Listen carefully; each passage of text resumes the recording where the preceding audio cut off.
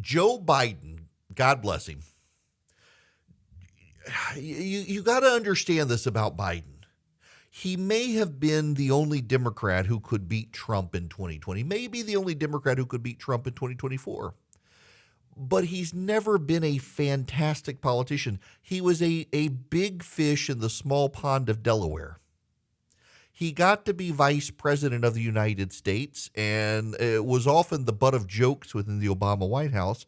And now he's president of the United States. And you literally have Democrats on background telling members of the media they've got to figure out a way to get Joe Biden off the elixir of elected office. They think he's drunk on power. They think he can't give up power. They think he doesn't know how to do anything other than run for office. And they're worried about him in 2024. And this is the backdrop. There is a nagging suspicion, despite what you hear so much of in the press, there is a nagging suspicion that Joe Biden will not be able to beat the Republican in 2024 because that Republican will not be named Trump.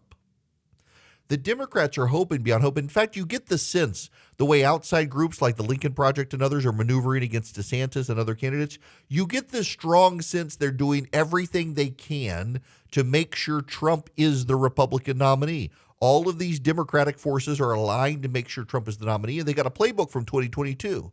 Remember, in 2022, Democrats went after the viable candidates, the ones who could win, and attacked them as not sufficiently pro-Trump, and a lot of Republicans bit it, picked people who would lose in the general election, and they did lose in the general election. But in order to pull that off, one of the things Biden has to do is pivot. He's been too aligned with progressives the first 2 years, and it's showing up in polling. His public opinion polling at this point is worse than Donald Trump's. One of the things Biden did is he pivoted hard last week on the D.C. crime bill and wound up throwing House Democrats under the bus. Now, let me set this one up for you. In fact, let me play for you if I can. Do I have this audio? I thought I did, and maybe I don't. No, I guess I don't have the audio. Karine Jean-Pierre, the White House. Yes, I do. Listen to this. This is Karine Jean-Pierre, the idiot White House press secretary. What I can say, so as it relates to D.C., I'll say this, and the president has been very clear about this. We think that we must do more to reduce crime and save lives. And that's why the president has taken those actions. As it relates to more D.C. more broadly, and the president has said this as well, it's a clear example why D.C. deserves statehood, right? And that's something that the president has called for since the campaign. Okay, she's trying to thread a needle poorly. Washington, D.C. is set aside in the U.S. Constitution as a territory not to exceed 10 miles square. Now, people misunderstand this. People think that 10 miles square means 10 square miles. No, it doesn't. 10 miles square means a square with 10 miles on each side, 100 square miles. The district was designed to be 100 square miles. They ceded back to Virginia its portion, so now it's like 68, I think, square miles. But it was always supposed to be a federal district. And the reason was because in 1783, Congress was meeting in Philadelphia. And there were a series of riots, Pennsylvania riots. They were reacting to the Congress and the taxation and the problems. They were trying to draft the new Constitution. And the Congress packed up and had to flee to Trenton, New Jersey. So when it came time to draft the Constitution to replace the Articles of Confederation, Congress allocated for itself 10 miles square that would be controlled by Congress and by the federal government. They did not want to be beholden to a state. In the 1970s, 1980s, Congress decided to give Washington, D.C. home rule.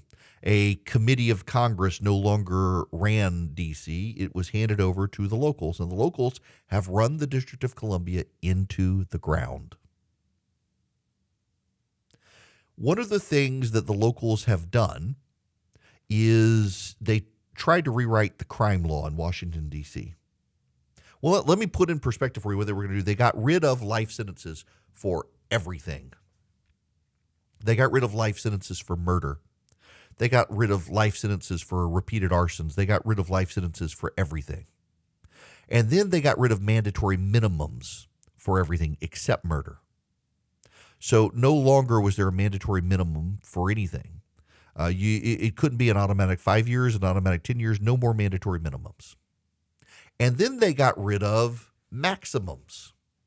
So in Washington, D.C., if you committed a crime and had a gun on you, you used to be able to get a maximum of 15 years for the possession of a gun. They reduced it to 4 years. They got rid of the mandatory minimums for burglary and arson and robbery and home invasion. They reduced the maximums. They reduced the penalties for home invasion. They reduced the penalties for carjackings. All of these things on the rise in D.C., by the way. And in Washington, because it is controlled by Congress, they had to get Congress's permission on the revision of the legislation. House Republicans blocked it. House Republicans voted to kill it. They were joined by a couple of members of Congress, including Angie Craig, a Democrat from Minnesota, who the morning of the vote was attacked by a D.C. resident in her elevator. He was probably going to rape her or kill her. She threw her hot coffee in his face to get off of him, or to get him off of her. He had already been arrested more than 11 times. The chief of police in District of Columbia that opposed the legislation said that it is typically 11 times a murderer will be arrested in D.C. 11 times before being arrested for murder. And said it was a problem. And the D.C. City government was going to make it worse. So Joe Biden came out and said, this is all about sovereignty. This is the District of Columbia is owed sovereignty, and we should have their backs and support their sovereignty. They should be a state anyway.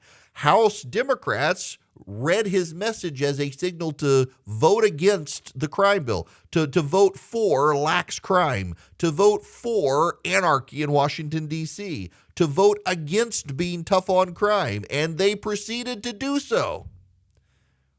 And the legislation to repeal D.C.'s crime law went to the Senate. And Joe Manchin said he would vote for it. Not only would Joe Manchin vote for it, other Democrats said they would vote for it as well. So Joe Biden came out and announced he would not veto this Republican measure. He would not veto it. The first major win of the Republicans was a tough-on-crime measure that Joe Biden said he wouldn't veto. House Democrats were furious.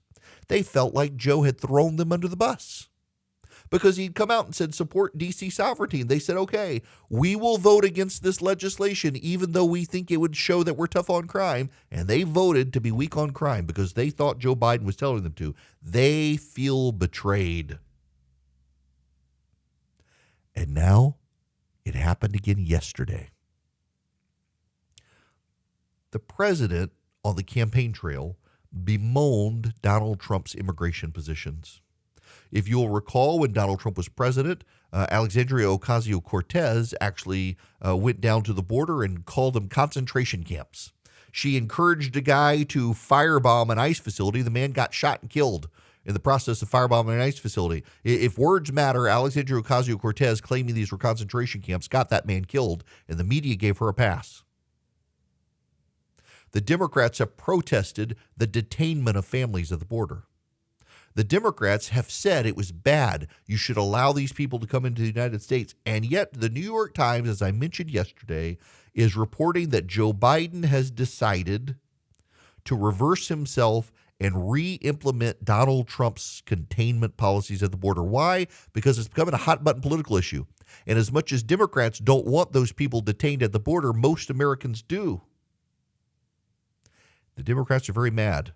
The lack of communication on immigration-related policy decisions is an insult, says Bob Menendez, Democrat from New Jersey. It would be like making civil rights legislative ideas and thoughts without checking with the Congressional Black Caucus.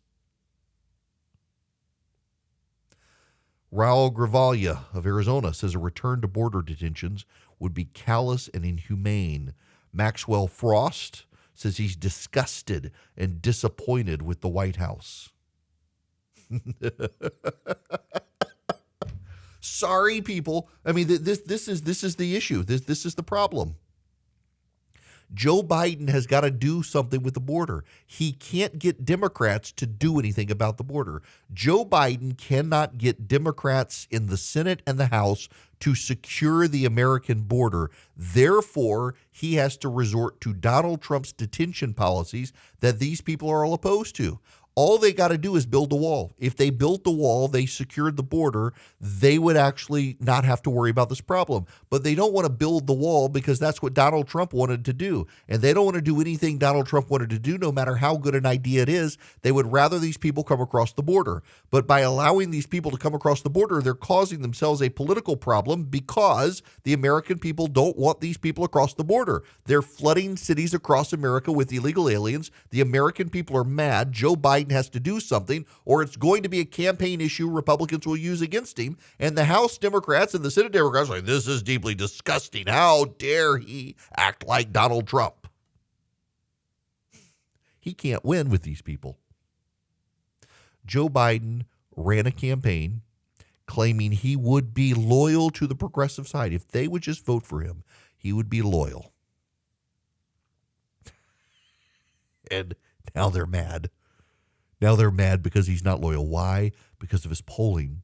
This is another signal Joe Biden wants to run for re-election.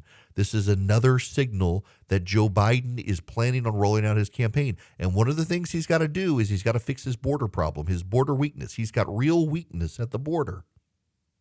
He's having a hard time dealing with it. He's having a hard time finding a way forward. He's having a harder time because progressives don't want him to do the things that would work, because those are the things Donald Trump did. And Joe Biden now, by doing the things Donald Trump would do, is discrediting himself with progressives, even as he's trying to make himself more moderate or seem more moderate to independent voters to get their votes in 2024. And it's probably not going to work because he's probably going to alienate progressives along the way and maybe set himself up for more stories in the New York Times about how really he's unfit to run for office again, according to Democrats on background.